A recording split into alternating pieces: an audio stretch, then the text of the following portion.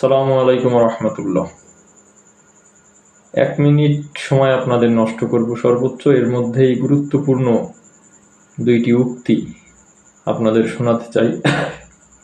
সেটি হলো, 3টি জিনিস দিয়ে 3টি জিনিস লাভ করা যায় না।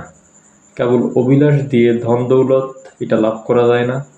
খেজাব দিয়ে যৌবন, এটাও প্রকৃত যৌবন লাভ করা যায় না। আর ওষুধ দিয়ে আসল সুস্থতা কখনো লাভ করা যায় না। আরেকটা উক্তি আপনাদের সামনে তুলে ধরি। এই উক্তিটি আবু বকর রাদিয়াল্লাহু তাআলা আনহুর উক্তি, আগেরটা।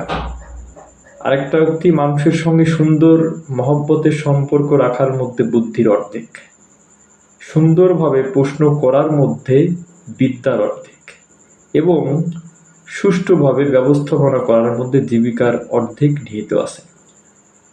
ওমর ফারুক রাদিয়াল্লাহু তাআলা আনহু থেকে বর্ণিত। আসসালামু আলাইকুম।